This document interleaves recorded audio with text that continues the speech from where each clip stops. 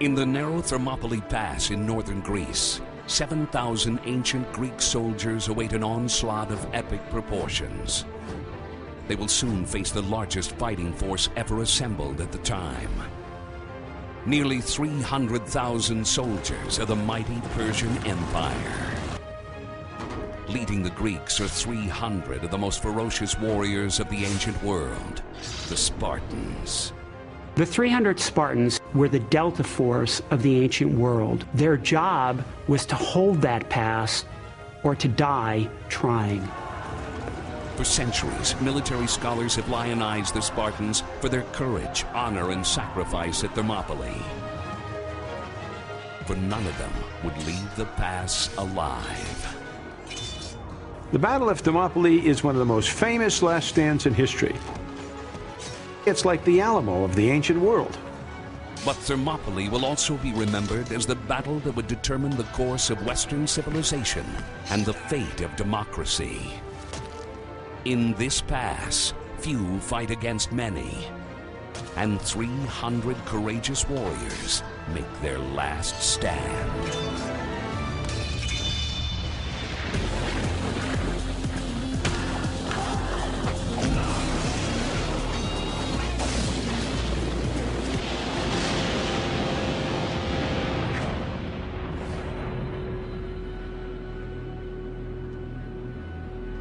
In 480 BC, King Xerxes, ruler of the mighty Persian Empire, arrives in northeastern Greece. Xerxes leads the Persian war machine, the largest fighting force ever assembled in the ancient world. The Persian army was the largest and most sophisticated army in the world for its day. It could have routinely put 100,000 men field forces into a battle at any given time. But for this invasion, Xerxes is believed to have mustered an even greater number of soldiers. Modern estimates gauge the army at about 300,000 strong. But some believe the number might have been as high as 2 million, similar to the number of total soldiers that fought at Normandy on D-Day. This is the largest army that any Greek alive would have ever seen pass through his country. A fleet of about 1,000 warships escorts the massive land army. The Persian Empire is enormous. Its borders extend from the Indus River in India to the Nile River in Egypt. It was by far the largest empire that the ancient world had ever seen, and it disposed of enormous amounts of wealth. For 5 years, Xerxes uses that wealth to assemble soldiers, build ships, and buy supplies and food for his invasion of Greece. His intention is to burn the Greek city-state of Athens to the ground.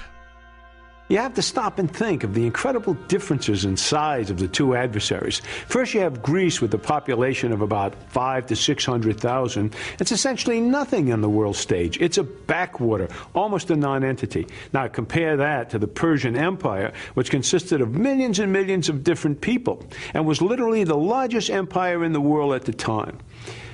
It would be like every state in the United States ganging up on Cuba, for example. Some historians believe that Xerxes was attempting to conquer Athens to expand his empire to the west. But others believe that the invasion of Greece was a punitive expedition to punish Athens for supporting a rebellion against Persia 25 years earlier. Whatever the reasons for Xerxes' attack, this invasion comes at a crucial point in the history of Athens. The democracy, one of the fundamental foundations of Western civilization, is very young. And this invasion threatens to kill it in its infancy. Xerxes assembles his army in the Persian province of Lydia, or modern-day Turkey, and marches 850 miles around the Aegean Sea to Greece. In August of 480 BC, he reaches a narrow pass. This is Thermopylae, the historic location where the Greeks have staged their defense and where the three-day battle will unfold. Most believe the pass at the time is only some 200 yards at its widest. On the south side of the pass is Mount Koleodromos, nearly 5,000 feet tall, The base of the mountain is about 300 feet of sheer vertical cliff.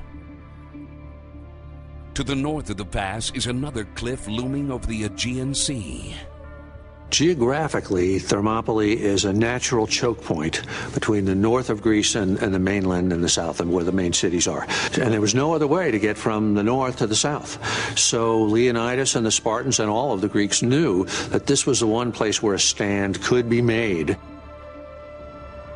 Xerxes sends a scout into the pass to see what lies in the way of Persia's advance toward Athens. The scout discovers 7,000 Greek soldiers blocking the east end of the pass. The Persians outnumber the Greeks nearly 50-1. Despite their inferior numbers, however, the Greeks have positioned themselves so that they might be able to withstand the Persian attack. In a brilliant strategic move, the Greeks have taken away the Persian numerical advantage by choosing Thermopylae as the battlefield. If you look at the Battle of Thermopylae from kind of an overhead view, what you see is a narrow pass, all right, in which the ground army has to come. And that plays to the Greek advantage because you can use a small amount of men to narrow the front and put up a good, significant defense. What a pass does is reduce the strength of an army. It turns its strength into a weakness. Its size becomes a liability because you have to funnel everyone through the pass. So fewer men with greater flexibility can defend against larger numbers of men. The Greek fighting force is one that has never before been seen, for it is the first time in their long history that the Greeks fight together instead of against each other. Greece at this time is not yet a unified country. It is a collection of small city-states that often battle each other for regional supremacy. The largest of the city-states, Athens and Sparta, are notoriously bitter rivals. But at Thermopylae, they set aside their differences and join together to fight the common Persian enemy. Leading the entire Greek coalition army is the great Spartan king and future hero of Thermopylae, Leonidas. Leonidas was one of the two kings of Sparta, and he was the man who was chosen by the allied Greeks, by all the city-states, to go and hold the pass at Thermopylae. He was the one who chose the troops who would go and who was the general in charge of it. His job was to stand and fight to the death. The last stand at Thermopylae will catapult Leonidas into legend.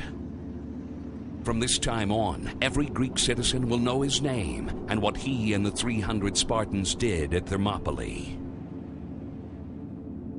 A Persian advisor informs Xerxes of the Spartan-led defense.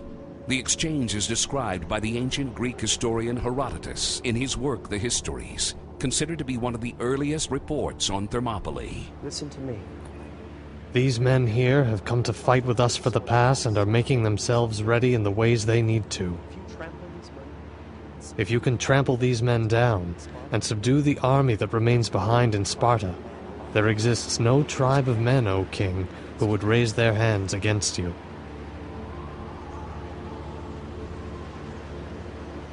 But Xerxes is not only relying on his army to defeat Leonidas and the Spartan-led land defense. Off the coast of Thermopylae, in a narrow waterway called the Artemisium Strait, the Persian navy waits. They will attempt to sail behind Leonidas's army and surround him. If the Persian navy gets through Artemisium, then what happens is, as Xerxes' main force slams into you in the front, the land troops behind you and come up and catch you in a pincer movement. So in order to stand at Thermopylae, you have got to stop the Persian navy at Artemisium. To stop the Persian navy, 200 Greek warships will attempt to defend the narrow strait. On the Athenian flagship is the Greek military commander Themistocles, an Athenian politician and the man many consider responsible for creating the combined land and sea defense against the Persians. If either Themistocles or Leonidas fail, tens of thousands of Athenians will surely perish, and the rest of the Greek city-states face possible enslavement. The stage is set. The fighters are in their corners. The bell of destiny is about to ring. Xerxes strikes first. About 150 yards away from the Greeks, thousands of Persian archers launch a barrage of arrows.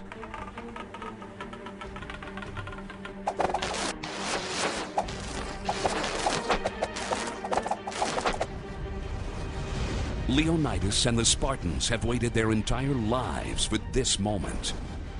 For the Spartans are born for battle.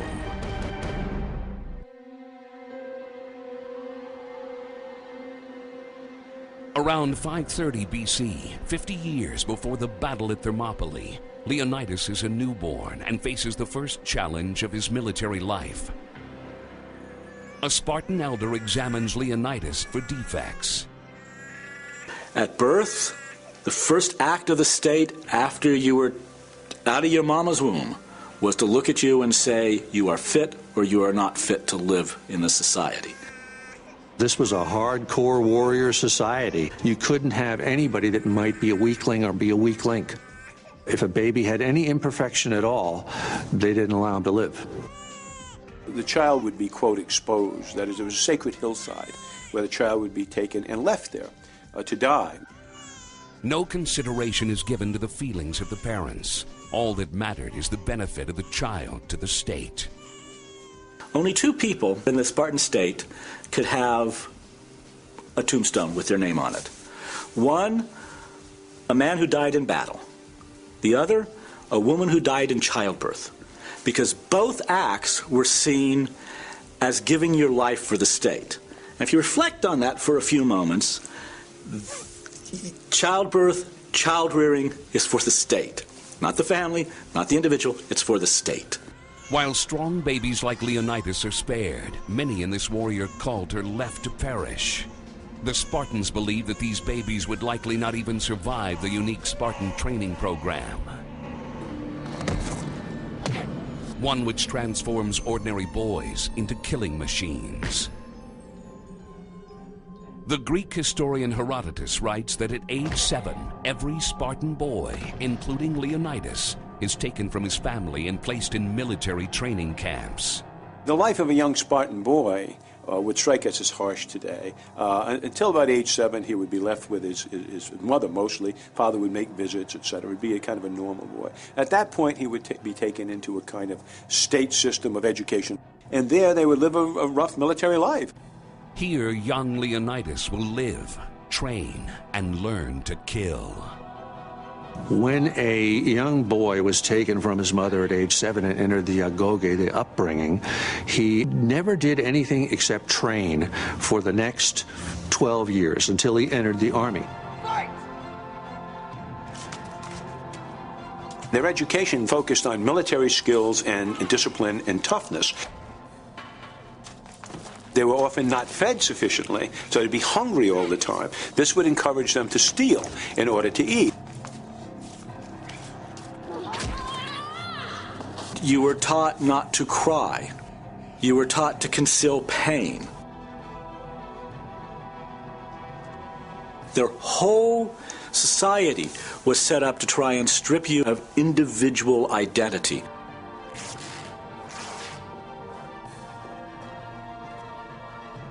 Another very bizarre ritual that they engaged in to make sure that their guys were tough is that they would be flogged until they bled in groups, and whoever was the toughest and stood the longest was very highly honored.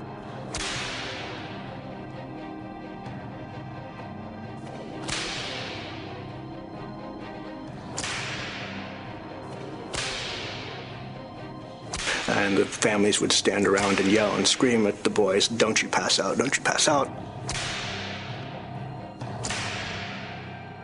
There does seem to be some indication that there was an increasing level of violence as you got older. And of course, one suspects that this is aimed toward ultimately the experience of battle, where you're going to have blood and brains and everything all over you. In some ways, you really want to see the Spartans as a dysfunctional fraternity, where the hazing and the other aspects of fraternity life go awry. As the boys get older, the training becomes more and more intense. Do honor to your family! family. You honor your Spartan heritage. You will get strong or you will die. Push, Spartan! Push!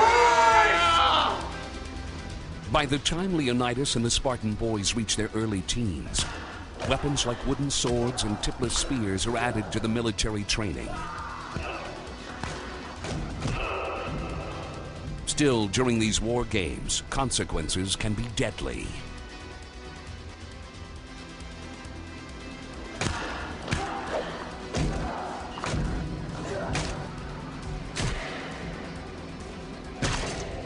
The youths were killed in the course of this fight.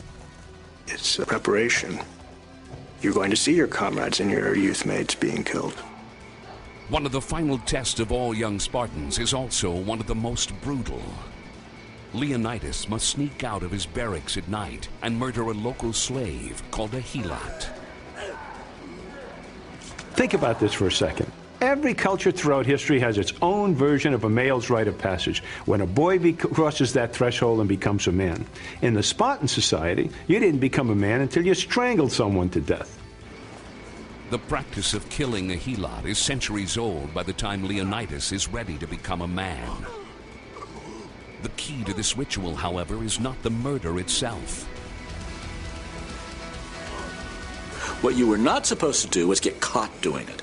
And you would be punished severely for being caught doing it. Because what the institution was meant to train you in was the art of evasion.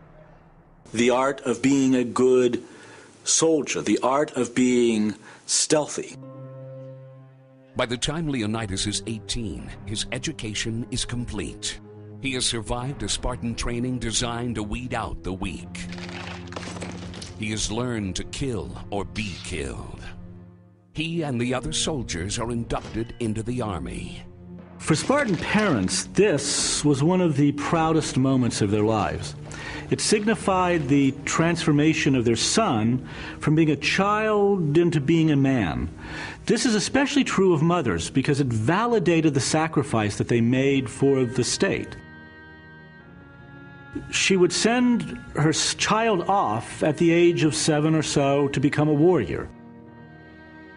And now at 18, she was sending him off to battle. One of the most telling stories is of a Spartan mother sending her son off to war. And as she was handing him the shield, she would tell him in Greek, "Tauton e epitautos," with this shield or on it. And what this means is come back victorious with your shield, or come back a corpse carried on it. Basically, you either win the battle or you die. Spartan mothers believed in tough love. In this Spartan warrior cult, the women are also renowned for their physical strength.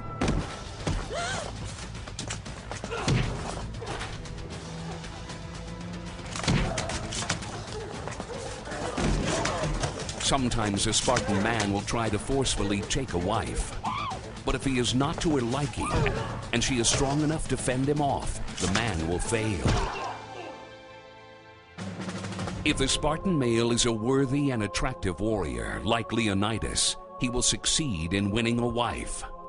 But home life for a Spartan warrior was anything but typical, as they were often on the battlefield. The Spartans were really the first professionals in warcraft among the Greek city-states. Every summer they would have wars. The Greek city-states, they would go over whatever pass separated them from the next town. They would just beat the hell out of each other. The guys had, their swords, their spears were up over the fireplace. The shield was there. They'd take them down. In the summer they're going to beat each other's brains out. It seems that the regional conflicts Leonidas fights are preparation for an ultimate battle looming on the horizon against the Persians at Thermopylae.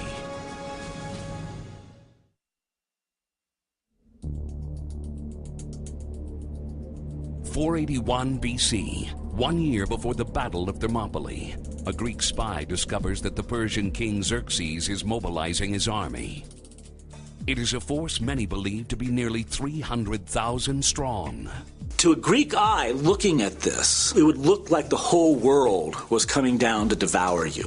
The numbers would have been immense. They would have been in the hundred, if not hundreds of thousands. And it really would have looked like the end of the world. Xerxes' intention is to burn the Greek city-state of Athens to the ground. When the Athenians discovered Xerxes' plan and the enormous force he'd put together, they quickly realized they're going to need help. So they sent out a general call to their allies to come and defend Greece. But the call falls on deaf ears. And the reason for that is that nobody has a concept of what Greece as a nation is yet. So remember, what we think of as Greece at the time was just a bunch of city-states who fought each other more often than they fought together.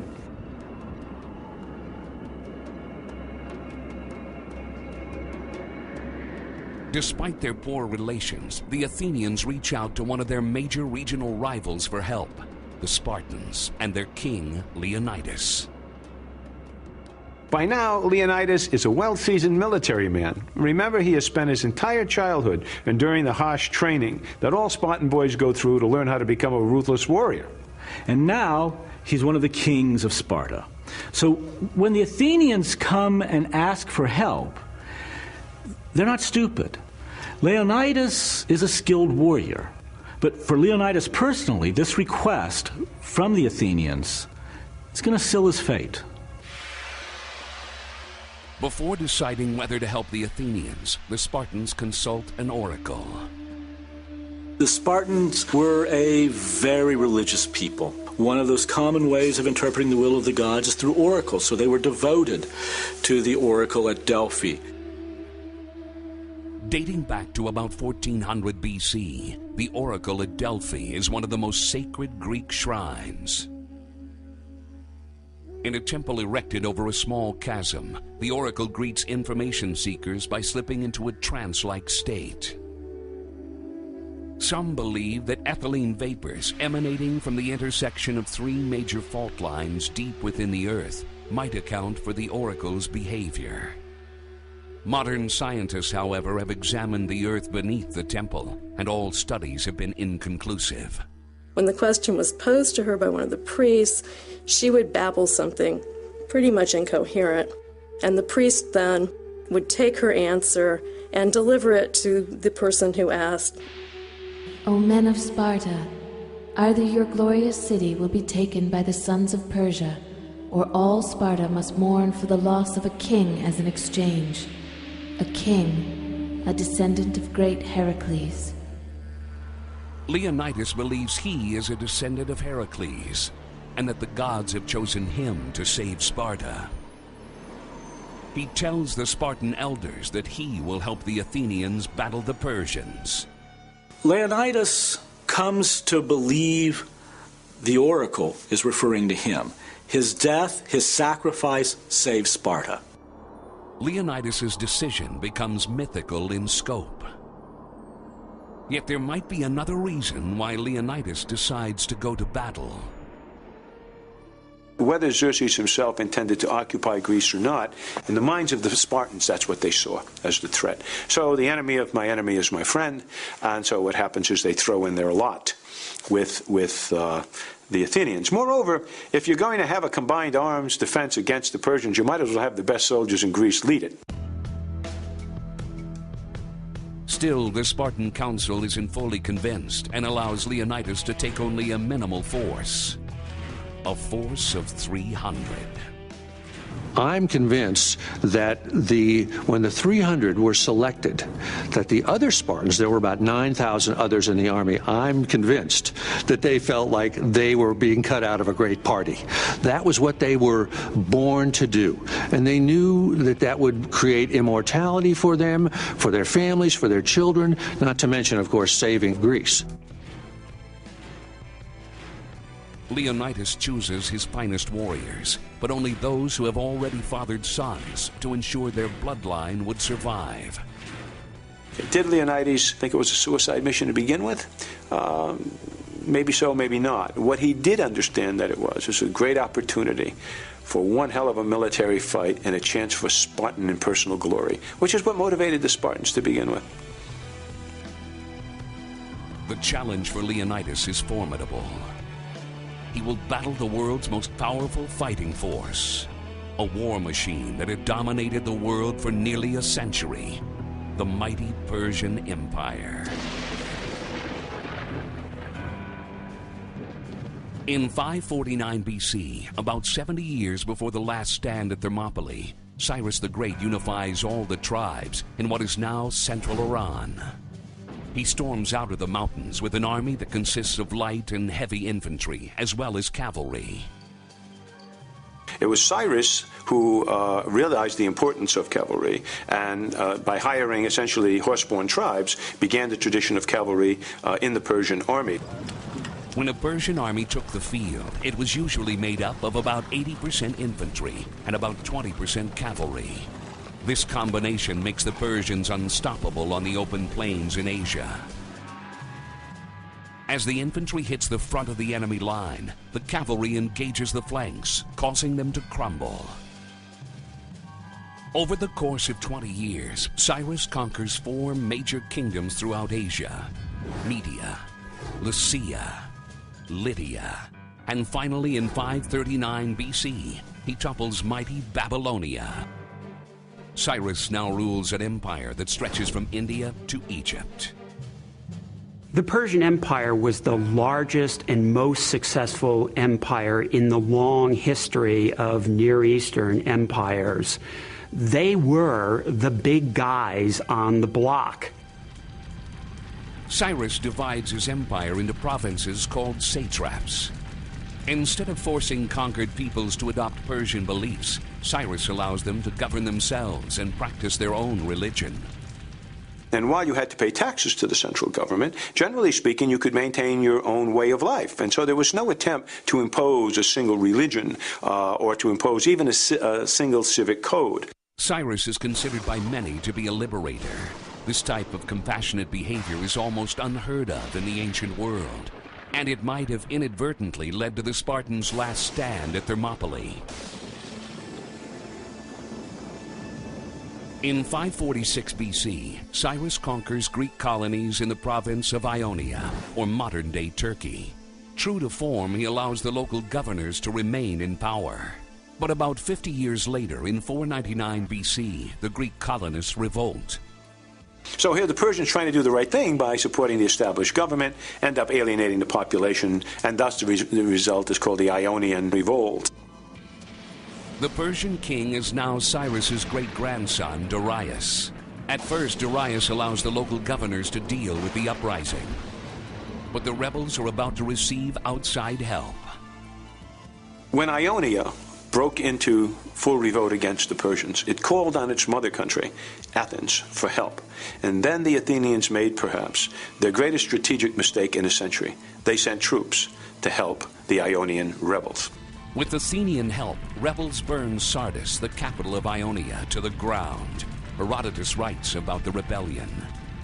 Almost instantly the fire began racing from house to house until the entire town was on fire. And so Sardis was burned to the ground. In amongst its ruins was a temple of a native goddess, Kibibi. After the Persians saw it in ruins, they would later make it a pretext for burning temples in Greece. The Ionian Revolt is a very, very important event in the history of Greek and Persian relations because it lays at the root of what was to happen over the next almost 80 years and finally bring Athens and Persia into open conflict, something it had not done before. Athens has awakened a sleeping giant. King Darius wants revenge. This really got his goat. He used to have one of his servants at every meal. Before he would take his first bite of food, the servant would come into his ear and said, "Sire, remember the Athenians." So Darius had vowed that he would pay these guys back. Blood is about to drench Greek soil.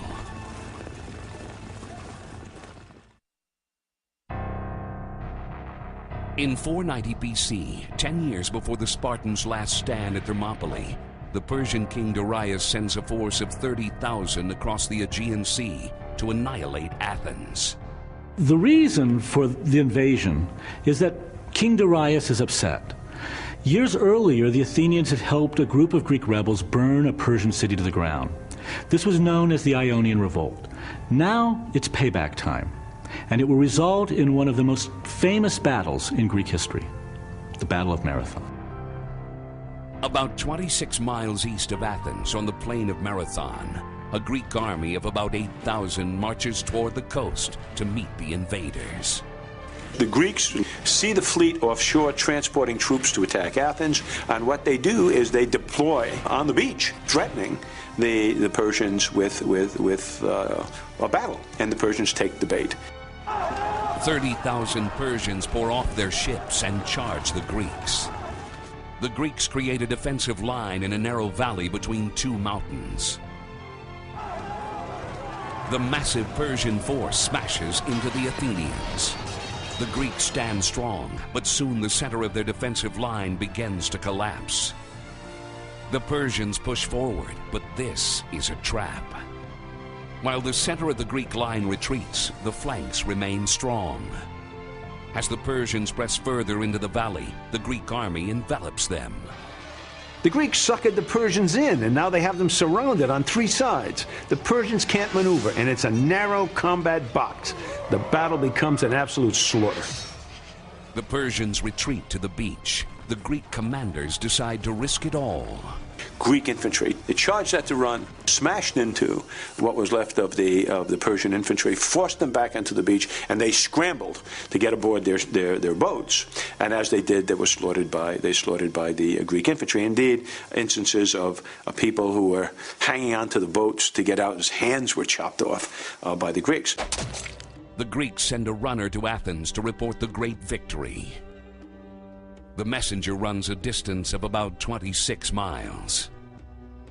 And that's why today, the marathon race is 26 miles. What they don't tell you is the runner who ran into the square of Athens yelled, "Nike," meaning victory, dropped dead from exhaustion. The Athenians build the original Parthenon to commemorate the famous victory at Marathon over the Persians. The building and the battle send shockwaves through the Persian Empire.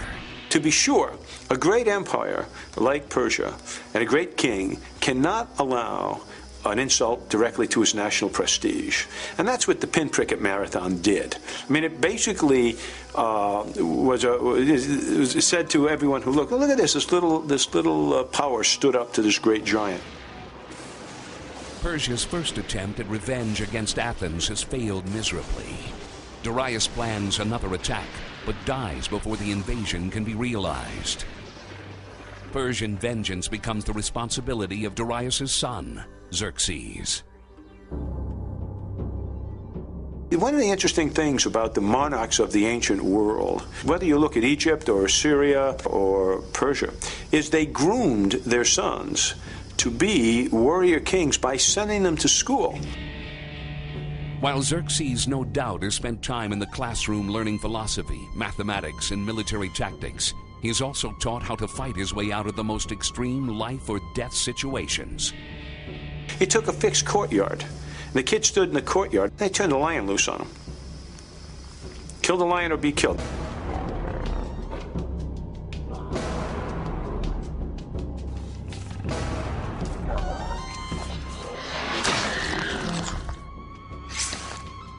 Xerxes' pedigree and training help prepare him to rule the world's largest and most dominant empire.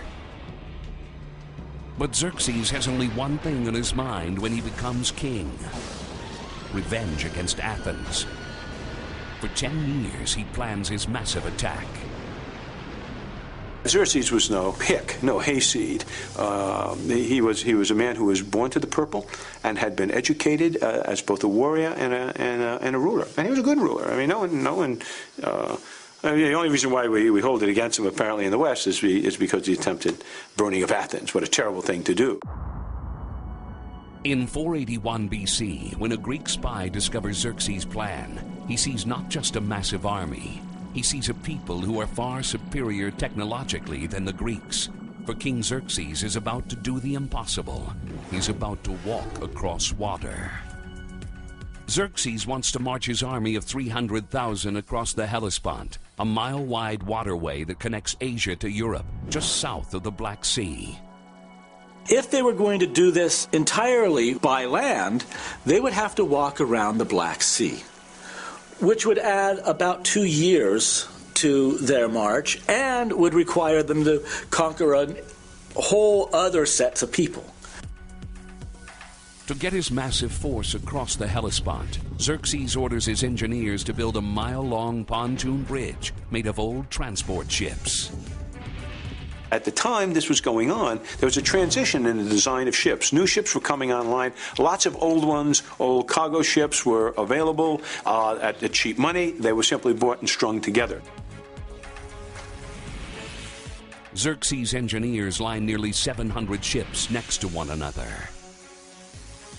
Likely using boulders, they anchor each ship to the seafloor from both the bow and the stern.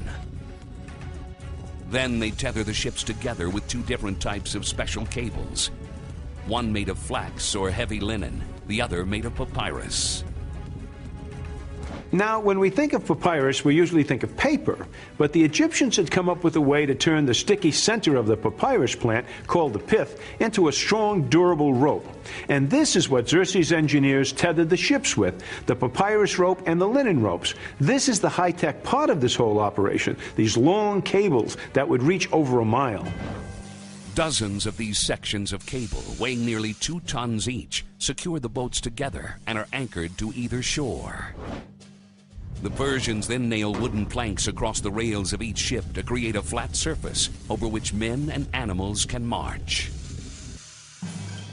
It was a remarkable engineering feat, and it would have, again, on the Greeks on the other side, it would have given pause, because these are not a people who simply have a large army. These are a people who understand the principles of engineering. The Persian army crosses the bridge and begins the march around the Aegean Sea. Nearly 3 months later, Xerxes and his Persian force of 300,000 arrive in northern Greece. Thanks to the Athenian spy, however, the Greek coalition has already established 2 lines of defense. The first is in the southern part of the peninsula, at the Isthmus of Corinth, to defend the city-states on the Peloponnese, including Sparta. The other is the advance team in the north, at the Thermopylae Pass. Here, the Spartan king Leonidas leads a coalition army consisting of 300 Spartan warriors and 7,000 soldiers from other Greek city-states. Off the coast, the Athenian general Themistocles leads the Greek navy and prepares to face off against the Persian fleet in the narrow Artemisium Strait. The Battle of Thermopylae is at hand.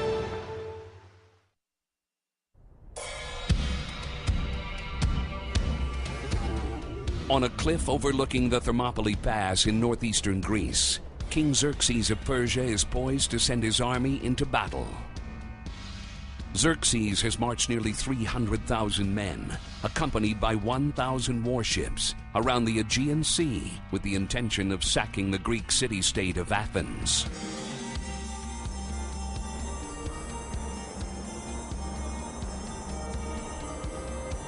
Waiting in the Thermopylae Pass is the Spartan king Leonidas with nearly 7,000 Greek soldiers. They block the east side of the pass, defending the route to Athens. In a brilliant strategic move, they have chosen to fight at Thermopylae because the terrain negates the Persian numerical advantage. Passes are a marvelous thing. One might ask, for example, why has Switzerland never been invaded? Because of passes. One man with a rifle can hold a division down if the pass is narrow enough. In the ancient world, you can't fight with any more men than you can hit front on front. So if you can narrow that front on front to a few hundred men or a few dozen men, then a number of 100 men can hold up 100,000 men. As often happened in the ancient world before the battle, Xerxes first tried to negotiate with Leonidas. He sends a message saying, "You're grossly outnumbered. You're facing the best army in the world. Don't be stupid. Lay down your weapons and you will live. Otherwise, you're all going to die." And of course, Leonidas doesn't take too kindly to that. Then comes the most famous line right out of Herodotus. The messenger says, "Be prepared to die. Our arrows will block out the sun." To which Dionysius, Leonidas' lieutenant, replies, "Then we shall have our battle in the shade." And that right there pretty much sums up what this battle was going to be about. The Spartans were the finest, toughest soldiers in Greece. The 300 Spartans who were sent to Thermopylae were the Delta Force of the ancient world. Their job was to hold that pass or to die trying. Leonidas and his warriors assumed their standard fighting formation, the phalanx. The Spartans fought in platoons of 8 men across, 4 men deep, shoulder to shoulder, with one person kind of peeking underneath the other fellow's to his right shield. So you have a shield wall in front. It's going to be essentially a wall of bronze and wood and muscle, just standing there sort of gleaming in the sunlight. All Greek soldiers are heavy infantry called hoplites, named for the large round shield they carry referred to as the hoplon. Made from a concave piece of wood and covered with a thin sheet of bronze, the shield is about 3 feet in diameter and weighs up to 20 pounds. The hand grip of this shield came in about the 6th century BC, and it was called the Argive grip, and it revolutionized warfare. Older shields were gripped by a single handle in the middle.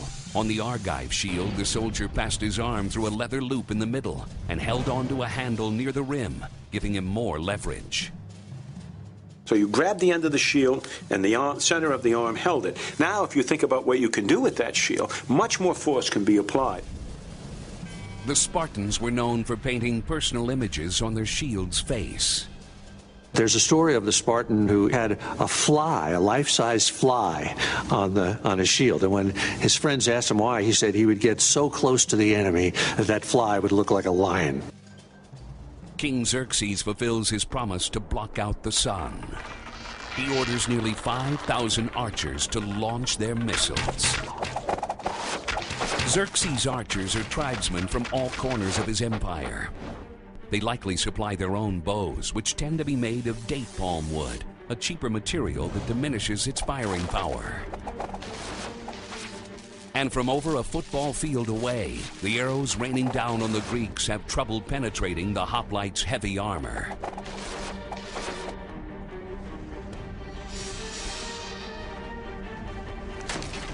The arrows are bouncing off shields, bouncing off helmets, doing almost no damage. Largely because unless you took one in the eye, there's almost no place where an arrow could penetrate.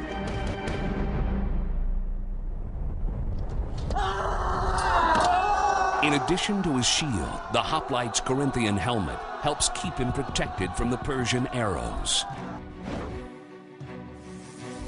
The helmet originated in Greece around the 7th century BC.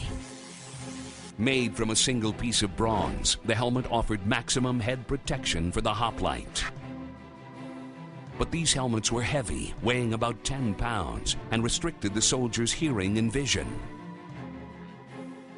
While most helmets are adorned with a horsehair crest running down the center, Spartan officers like Leonidas would have worn a helmet with the crest running side to side. Some historians believe that the Spartans most likely wore a bronze cuirass for torso protection. Most hoplites at the time, however, wore sophisticated lamellar armor. Its strength comes from its layered design, made by gluing strips of heavy linen, leather, and thin bronze together. The lamellar armor forms a type of ancient Kevlar.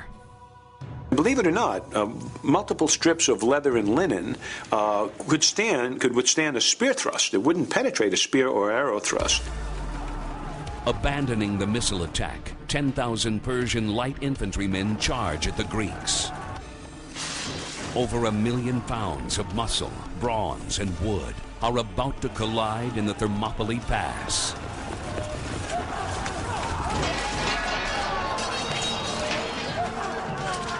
Inevitably, this mass crashes into the Greek phalanx, and it just doesn't move. I mean, it's just too heavy, it's too thick. The pressure from the back is holding it forward.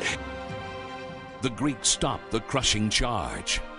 Now they go on the offensive.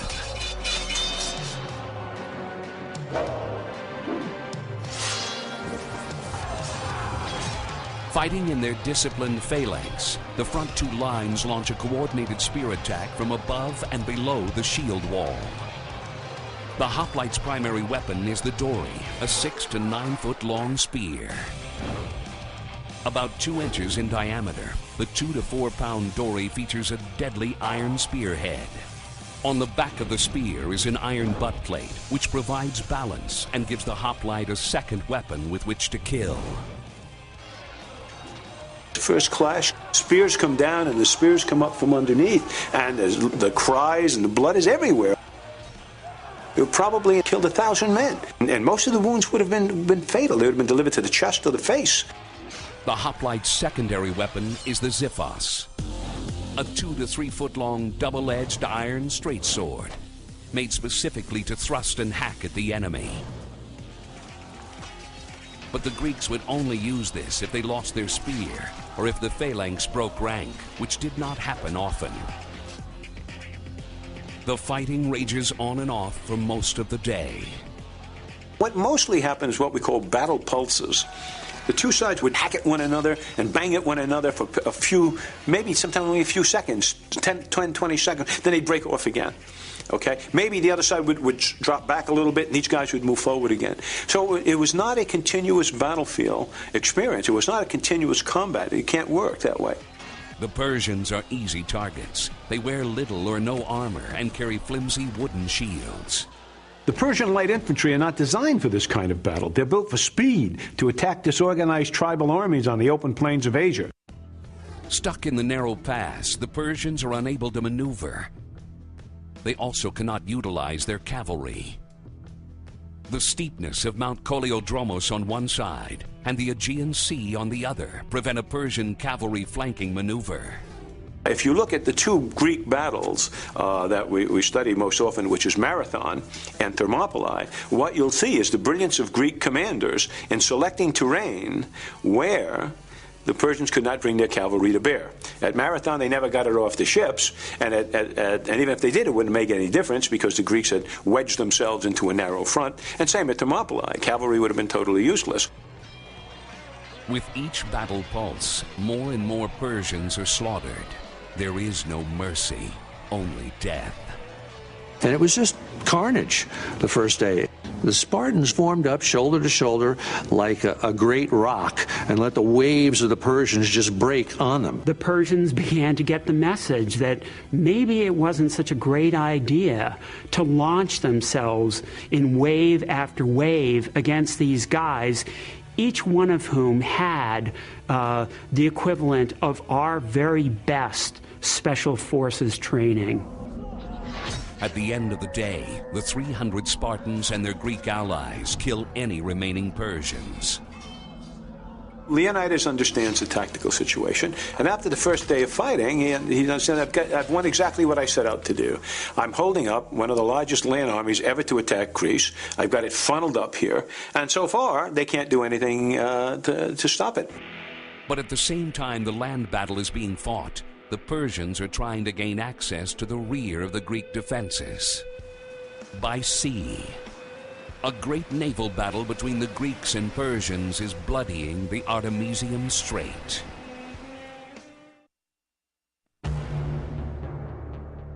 In the Thermopylae Pass, the mighty King Leonidas and his Spartan warriors are successfully fending off an attack by the Persian light infantry.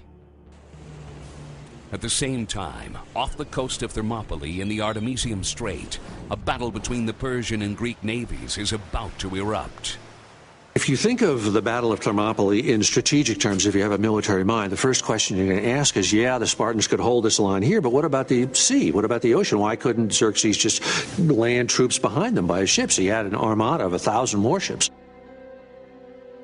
The reason is the Athenian navy. They are based here at Artemisium, while the Persians are based across the strait at Aphatai. The Persian goal is to break through the Greek line, sail down the narrow 6-mile-wide Artemisium Strait, and land troops behind Leonidas and his Greek warriors, surrounding them. The man in charge of stopping the Persian fleet is aboard the Athenian flagship.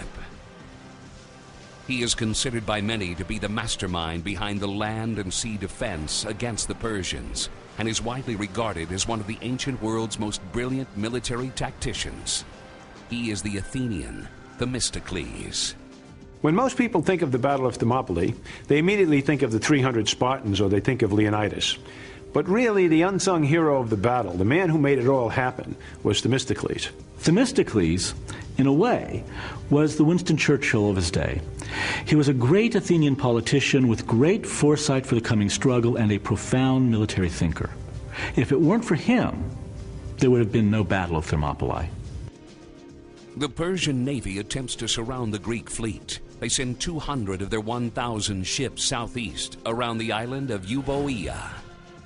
By sailing around Euboea, the Persian naval commander is going to try to avoid wasting his energies with a direct assault. He figures the Greeks are not stupid enough to attack him, so he'll wait at his base until the smaller force sails around the island and surrounds the Greek fleet. But Themistocles makes a bold and daring move that surprises the Persian commander. Late in the afternoon, the Greek fleet sails from their base and provokes the Persian fleet, which is nearly 6 times its size. This surprises the Persian commander greatly. That Themistocles would have the gall to attack the mighty Persian navy is one thing. But he's also surprised by the timing of the attack. It's late in the afternoon. By starting in the afternoon, he knows the battle will be over soon because they're going to run out of daylight. You can't fight a naval battle in the dark. So Themistocles is trying to minimize his potential damages if the battle gets away from him by counting on nightfall to end it. The Persian commander orders his 800 remaining ships into the strait. Despite being severely outnumbered, Themistocles and the fleet attempt to sink the Persian ships in a ferocious attack. The name of the game was to sink the other guy's ship, to ram her in the side, or to knock all of the oars off and render her out of commission. The Greeks definitely have an uphill battle here. But they do have one major advantage. They have the strategic brilliance of Themistocles.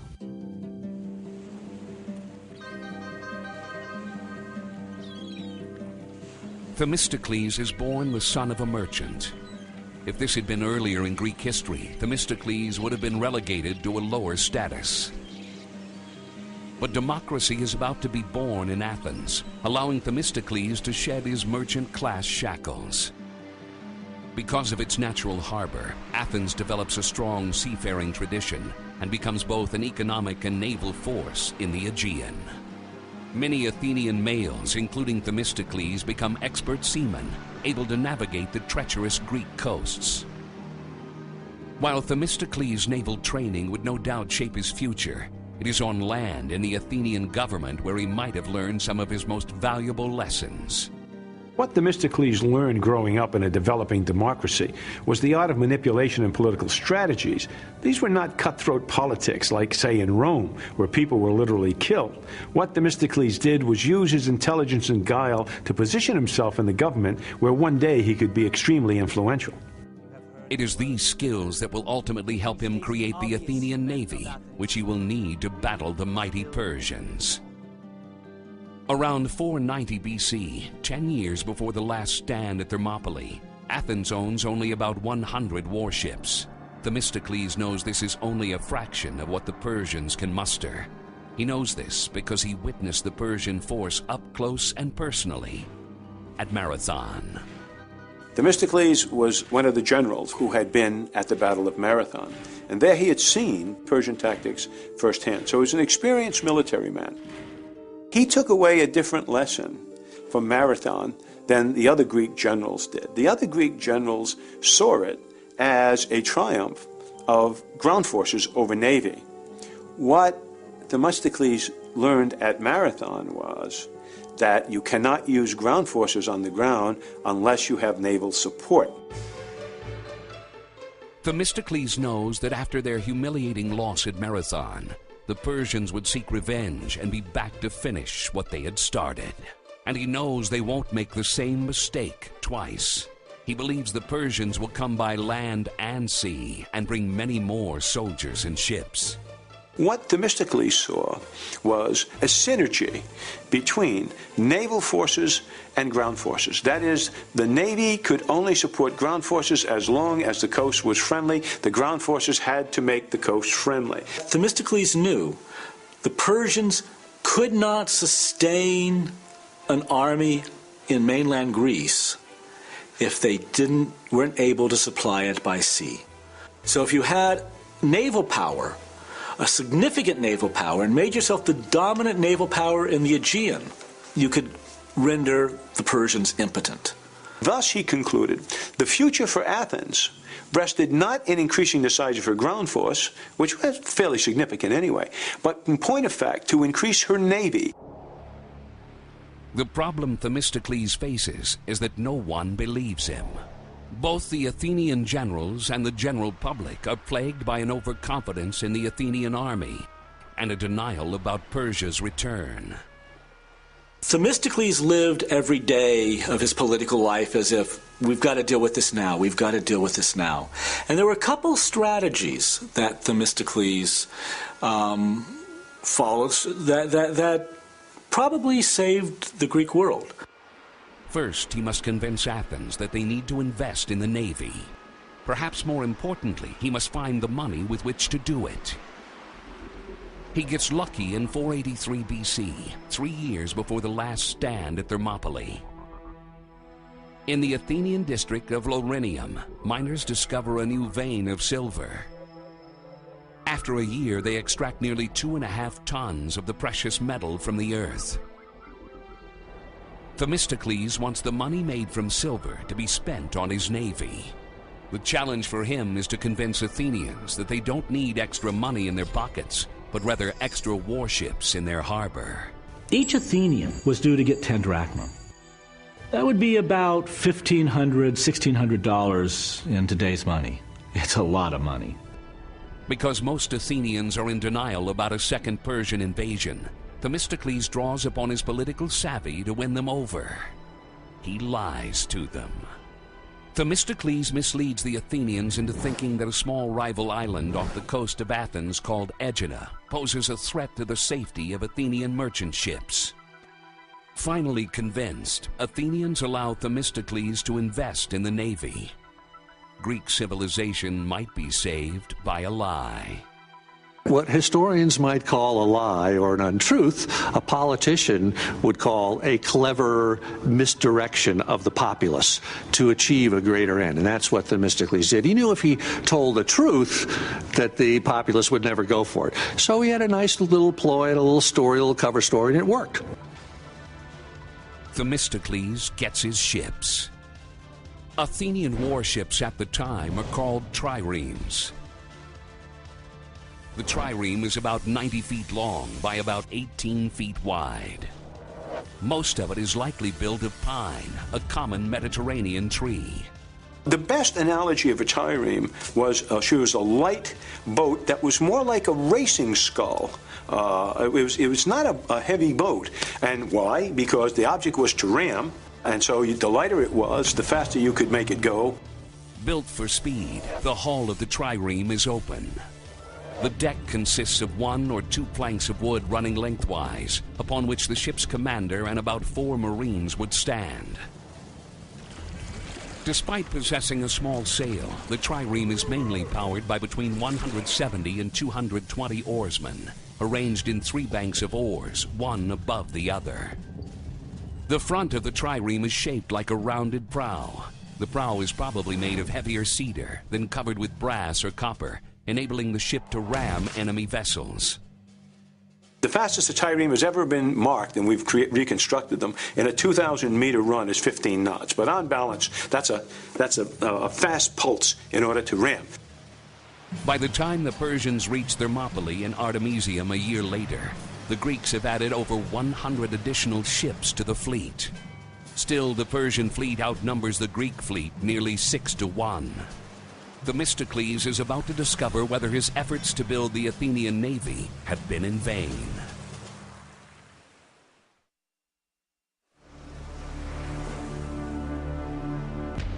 In the Artemisium Strait, the Athenian commander Themistocles leads nearly 200 Greek warships into battle. They attack more than 800 Persian warships. Themistocles is doing the unexpected. Late in the afternoon on the first day of the battle, he's actually attacking the much larger Persian fleet. It's a risky move. If he allows the Persians to sail through the Artemisium Strait, Leonidas and the 300 Spartans will be surrounded and cut to pieces.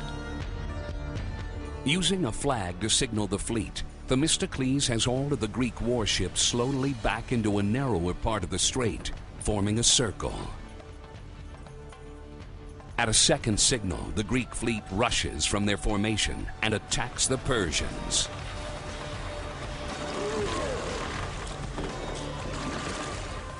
Greek naval battles were actually not about people getting off and fighting each other or even hooking up and trying to fight. They were about maneuvering the ships in such a way that you can ram and sink. The most common way was to come alongside at an angle and smash his oars, because remember, they're not powered by sail, they're powered by oars. So if you could smash his oars, and what would happen as one ship came alongside the other, the attacking ship would pull in its oars and allow the side of its ship to smash in and run along this way. Now she's dead in the water. So in these battles, what is really consequential isn't so much the weight of your ship or the size of your ship, but rather the speed of your ship.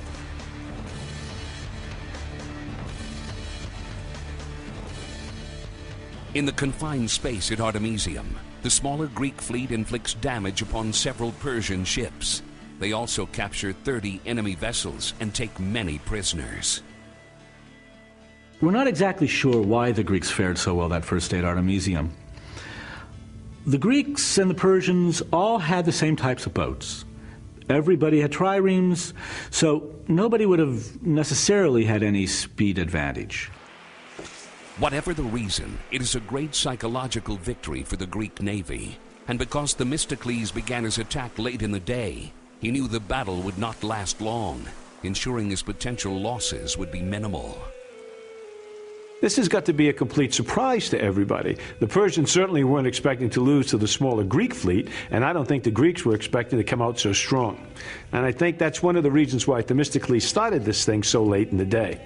So you've got Themistocles winning the battle at sea, and of course Leonidas and the Spartans are winning the battle on land. On this first day of battle, Xerxes has been shocked and embarrassed by Themistocles and the Athenian navy, and has lost nearly 10,000 infantrymen to Leonidas and the Spartans. After the first day's battle at Thermopylae and Artemisium, the Persians have been very roughly handled by the Greeks. They are back in their camp that evening, licking their wounds, and Xerxes is wondering what he is going to do about this. As night falls, a tremendous storm erupts, and the Persian soldiers are further harassed by thunder, wind, and rain. So you have to imagine the flashes of lightning illuminating the wrecks on the sea and the dead bodies. So very disconsoling night maybe for the Persians. They probably weren't getting as good a sleep as they had wanted. They were going to need it for the next day's battle. The Persian fleet that has been sent around the island of Euboea is caught in the storm. The Aegean swallows all 200 ships. It is an omen that the Persians cannot ignore, and one the Greeks happily embrace. For the next day will bring more bloodshed.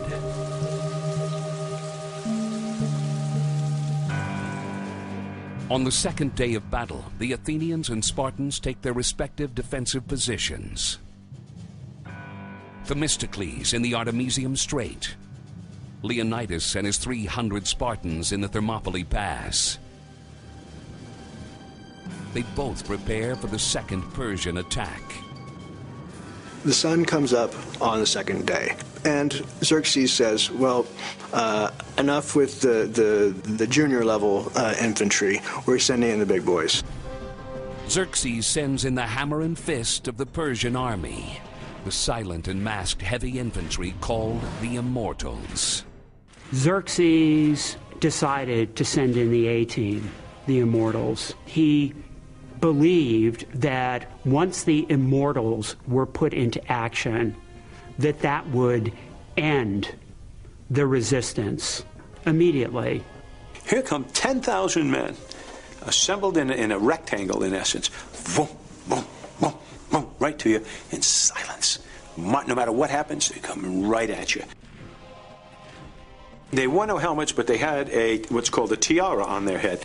The tiara was a wrapped cloth, but very thin cloth that they could see through. 10,000 strong. They were called immortals because when one man retired or died, he was immediately replaced by another. The armies stand some 50 yards apart in the Thermopylae Pass.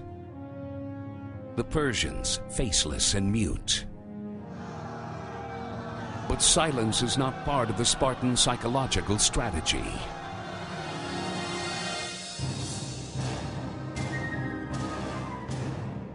Finally, the Persians advance.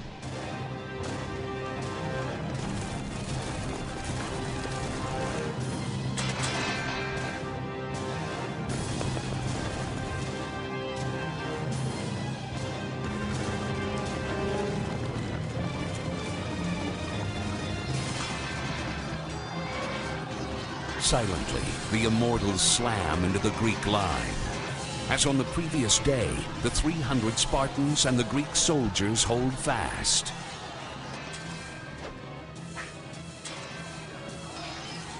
The immortal spears cannot penetrate the Greek armor. The Greek spears have no problem finding their mark. The immortals wear thin scale armor beneath their tunics, but these overlapping metal scales are no thicker than playing cards. Powerless against the strength and precision of the Spartan dory. Persian shields are made only of wicker. That worked very well if you were simply warding off javelins, dagger thrusts, or if you were warding off arrows. But a wicker shield, compared to the Greeks, of course, which was a brass or bronze shield, the spear of the Greek infantry could easily pierce the wicker shield. So, man for man, company for company, platoon for platoon, they were no match for the Spartans in close combat.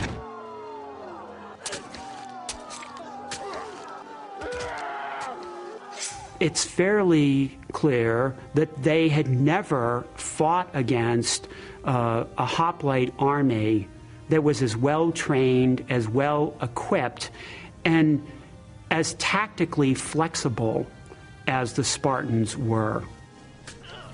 After 2 days, thousands of Persians have been killed. If you imagine an infantry line that's killing in front of it with the spears, okay, the dead themselves pile up. After every assault, there are dead men, there are men who are screaming in pain, men who are bleeding all over the landscape, but mostly men who are in the way.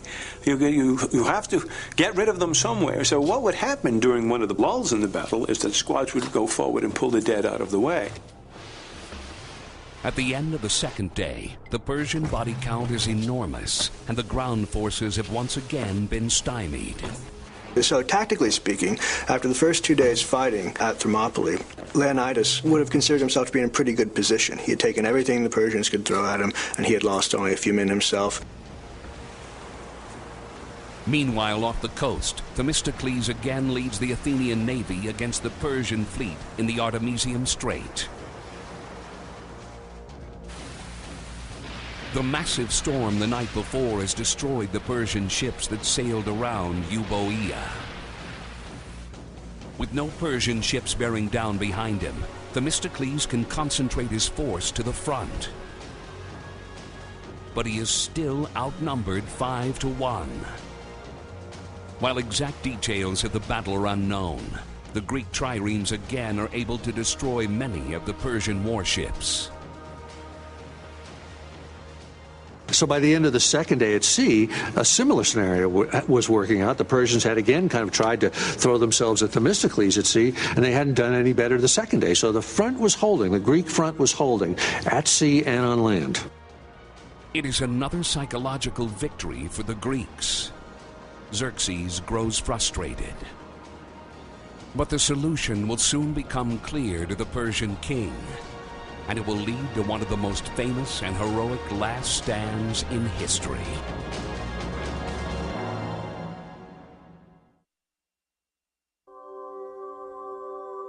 "7,000 Greek soldiers, led by the Spartan king Leonidas and his elite group of 300 Spartan warriors, block the narrow Thermopylae Pass in northeastern Greece. They are here to prevent the Persian army, the largest land force ever assembled, from destroying the Greek city-state of Athens. You're stuck with the cork in the bottle, and you got to get the cork out of the bottle. What had happened till now, they tried a light infantry attack and suffered badly. And so they crossed with their best troops, which was the heavy infantry, and suffered just as badly. So now what to do? Things are getting a little dicey. The army is being held up. It has to eat every day. It's consuming supplies. It's getting nowhere. The answer is to find a way around the Spartan position. Xerxes discovers the answer. A small trail leads from the Persian camp around Mount Koleodromos and continues behind the Greek line. Historians are unsure as to when Xerxes had become aware of the pass. Some believe that a Greek spy had informed him after the second day of battle. Seeing that he cannot penetrate the stiff Greek defense and knowing his food supply is running short, Xerxes decides to use the pass. What he did is at the nightfall of the second day, after the heavy infantry attack had failed in the center, began under the cover of darkness to move 10,000 men up that road and to flank the Spartan position. But this pass was not unknown to Leonidas. Before the first day of the attack, Leonidas had stationed 1,000 men at the top of the pass. This force was made up of a people called the Phocians. But as the Persians approach the Phocian line, the defending force is missing. There's an intersection at the top of that ridge. One leads down to the Phocia, and for some reason the Phocian troops think the attack is going to be on their homeland, and they withdraw. Fearing their homeland will be attacked, the Phocians retreat to defend their families. The Persians now have an unhindered path to destruction. At this point, Leonidas is doomed. Above and behind them are 10,000 infantrymen who can come scrambling down the hill at any given time. In the middle of the night, Greek scouts deliver the news to Leonidas that the Phocians have deserted. Knowing that he has been outflanked, Leonidas orders the retreat of the Greek infantry. You can't just order 4,000 people to turn around and leave. There are a lot of reasons for that. One, the enemy knows immediately what you're doing is going to attack you from the front. You can't wait until you're completely enclosed in the back. What do you have to do? You've got to get relatively small units out in a phased withdrawal, hopefully quietly, so the enemy doesn't know essentially that the front has been thinned. Otherwise, he'll attack you. By dawn, all of the Greek troops have retreated. All except Leonidas, the 300 Spartans, and about 1,000 soldiers from the Greek city-state of Thespia. Very few people know this bit of information about the battle, but around 1,000 Thesbians, soldiers from the city-state of Thespia, stayed behind with Leonidas. They could have left, but they decided to stay and fight with the Spartans to the end. Now, the reason this gets lost is that the Battle of Thermopylae has been mythologized throughout history and in movies today in such a way that only 300 Spartans took on millions of Persians. But it's not so. Still, this force of just over 1,000 is surrounded by tens of thousands of Persians. Leonidas and his men are about to make their last stand. There was a great moment when the Spartans were going forward to the front lines to die, and their allies were going back to live. And that, to me, is in many ways the most emotional moment of the fight. So the question is, why did he do this? Why did he do this? Why didn't Leonidas pull his groups out and go with them? Okay, and I think there are a couple of answers to that. Some people will say he was fulfilling the prophecy of the oracle. Either your glorious city will be taken by the sons of Persia, or all Sparta must mourn for the loss of a king. The sacrifice in his mind is about saving Sparta. And that's why he stays, and that's why he engages in a quixotic battle that he knows he's destined to lose.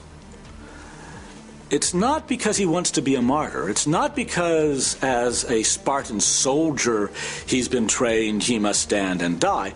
Quite the opposite. As a Spartan soldier, he's been trained to sneak, to steal, to evade.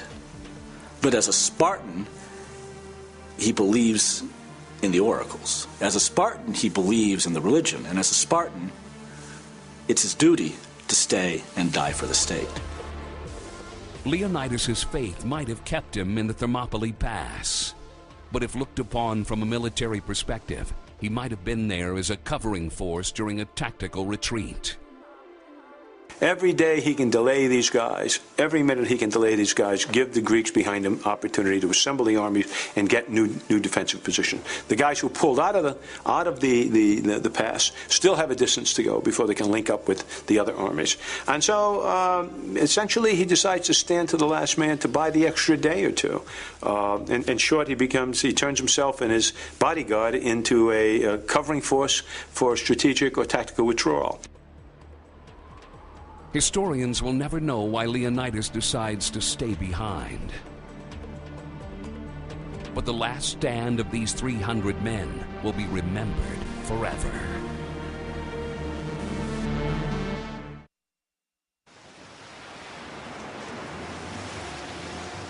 After 2 days of failing to penetrate the Greek defenses at Thermopylae, the Persians have discovered a way to surround the pass. The Spartan king Leonidas has ordered a tactical retreat of most of his fighting force.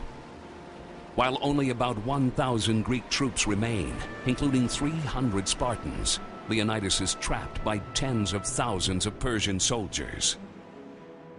Leonidas is making his last stand at the Thermopylae Pass, and for 2 days he successfully repelled the Persian advances. But now the Persians have him trapped.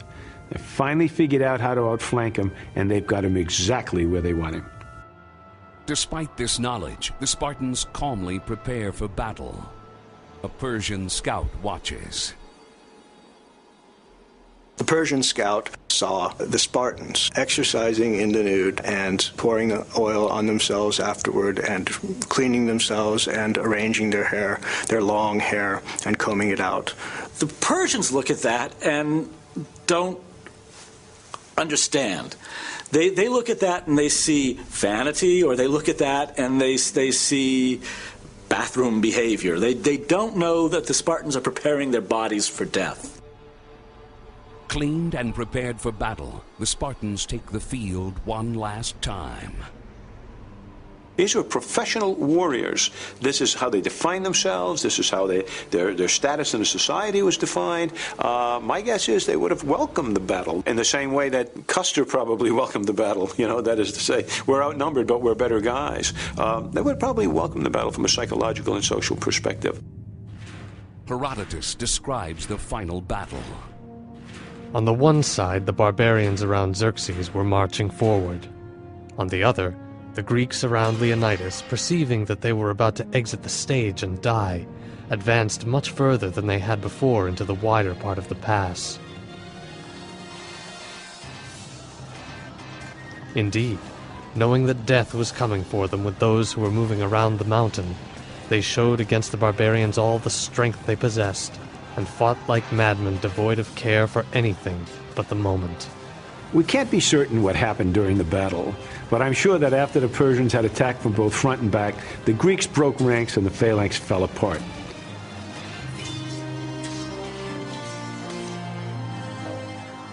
Because the phalanx was the basis of the Greek defense, once it shattered, the Spartans were not nearly as strong as they had been over the last 2 days.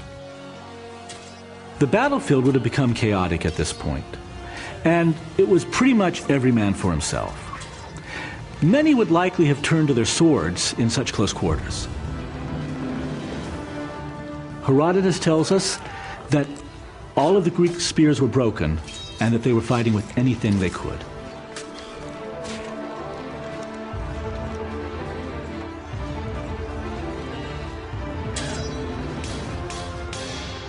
Herodotus mentions the bravery and valor of a few of the Spartans by name.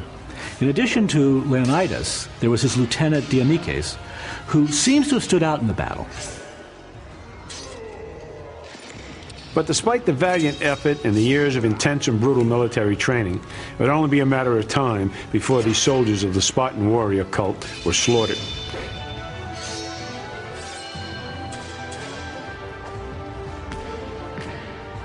And indeed, it seems the oracle's message to Leonidas was soon to be fulfilled.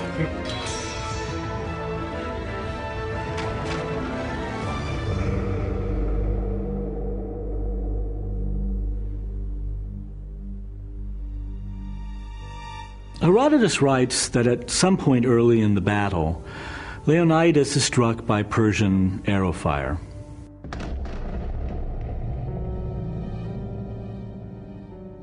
One can only imagine the great king lying there dying and watching his Spartan brethren fall one by one.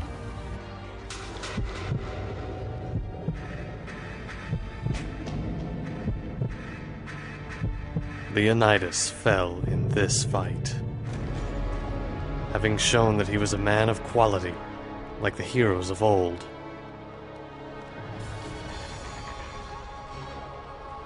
There was a great battle over the body of Leonidas. 4 times the Greeks beat back the enemy and finally recovered the body by their valor. Herodotus writes that Dionykes rescues his king's body and with the few remaining Spartan soldiers retreats into a narrower part of the pass. The Persians call out their archers one last time. They are easily able to find their targets. Every Spartan is slaughtered.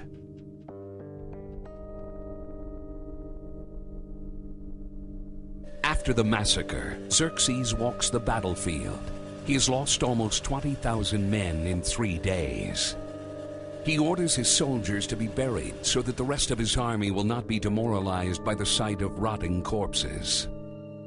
Xerxes also orders the head of Leonidas to be chopped off and affixed to a stake.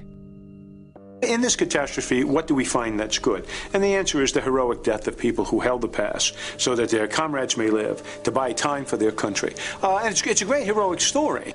It's exactly the kind of thing that they would remember. In the same way that we tend to remember in our culture those men and women who die while performing heroic sacrifice and win the Medal of Honor. And we hold it up as an example to the next generation. If this happens to you, this is what we expect you to do. The Greeks do the same thing. Xerxes now has a clear path in front of him. The Greek city-state of Athens is doomed.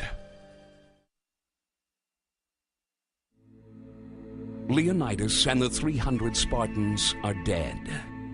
There is nothing standing between the Persian king Xerxes and Athens. He marches in force through the pass of Thermopylae, essentially scattering Greek forces before him. Some of the Greek city-states that have been allied with Athens now go over to the Persians out of self-interest. Off the coast at Artemisium, Themistocles again holds off the Persian fleet, but this time sustains significant casualties and loses some of his fleet. But because of the collapse of the Greek land defense, there is no longer any reason for Themistocles to defend the strait. He leads the surviving fleet south to regroup and fight another day. Knowing the burning of Athens, the cradle of democracy, is inevitable, the Athenians had visited the oracle at Delphi seeking her guidance. Why do you sit, you who await doom? Flee to the furthest parts of the earth. Zeus, the all-seeing, gives to you a wooden wall, the only thing to be indestructible, a benefit to you and your children. As usually happens with oracles, the meaning is cryptic. And there are lots of Athenians who believe that the oracle is telling them to stay behind the walls of the Acropolis. But Themistocles believes that the wooden walls refers to the ships of the navy and that the city should be evacuated. 2 months after the last stand at Thermopylae, Xerxes fulfills his promise to avenge the burning of the Ionian capital Sardis and the loss at Marathon.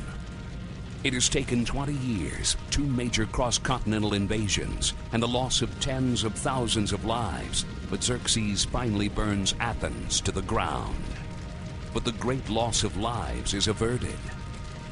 The only fatalities are those who refuse to abandon their temple and their god at the Acropolis. There are a few people who stayed, not many, and he razes everything to the ground on top of the Acropolis, which are the most sacred temples of the Athenians. Basically, that's the payback for Sardis. A month after Xerxes destroys Athens, the Greeks exact their own revenge. Themistocles lures the Persian king into the Strait of Salamis, where many of the Athenians have fled, and his rejuvenated navy waits. While scholars debate the exact details, it seems that a Greek double agent has fed false information to the Persians about the Greek position. The Persians sail into the Strait of Salamis and are surprised and broadsided by the Greek fleet. Themistocles destroys much of the Persian navy. The naval battle at Salamis is probably the most important strategic moment of this Persian and Greek war. Yes, the Persians defeated the Greeks at Thermopylae, and yes, they burned Athens to the ground.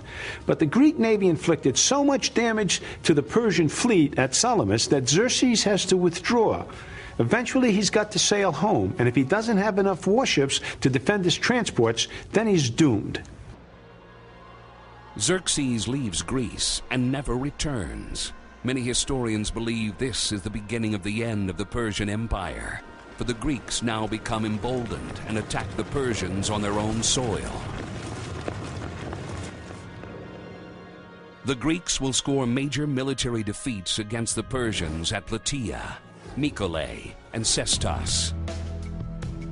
The Greeks chased the Persians back to Asia, and they burned that great pontoon bridge that had been built across the Hellespont. They'll let it burn into the Aegean. But before they burn it, they remove those cables, the ones made of flaxen and papyrus that tethered the ships together, and they keep them as trophies. In fact, the Athenians so prized these cables as trophies that they put them in their newly rebuilt Parthenon. Because the different Greek city-states like Athens and Sparta could abandon their internal differences, they were able to ultimately join together and battle Persia as a unified country. It is a strategy they first employed at the Thermopylae Pass. Sometimes we don't appreciate how important Thermopylae was, perhaps not from a military perspective, but from a symbolic and cultural perspective. Greece was becoming what it had never been. It was moving away from being a hodgepodge of small city-states into a nation that had a sense of being one, of being Greek more than Athenian, Greek more than Spartan, and to begin to identify its own values and cultures, not as individual city-states, but as a nation as a whole. Eventually, Philip of Macedon takes this one step further and unifies the Greek city-states into a single country. With this unified country, Philip's son Alexander destroys the Persian Empire and exports Greek culture throughout the world, introducing the vanquished to Greek politics, law, literature, philosophy, and art. And the culture he spread became the very basis of Western civilization. All of that would have been impossible, would have been completely impossible had Greece remained nothing more than a set of separate city-states. But it had become one nation, its sense of nationalism. And that sense of nationalism began at one important place. And that place was at the pass of Thermopylae.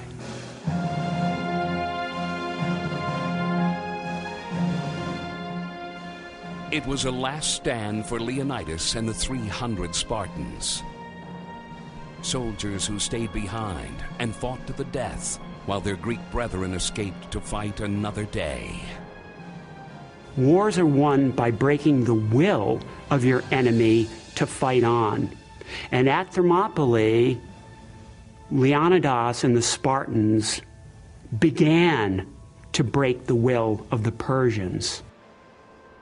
It would take another 150 years, but the memory of the 300 Spartans will eventually spur the Greeks to victory over the Persians. If the Persians had been victorious, democracy would have been stopped in its tracks. And it is, I think, inconceivable that democracy would have arisen anywhere else in either the Near East or the Greek world. And that would have been the end of democracy. For centuries, military scholars have examined the Spartans' last stand, where few stood against many, and death was the ultimate sacrifice. While many still admire and cherish this Spartan heroism and bravery, what is perhaps more important is what the battle did for Western civilization and the world.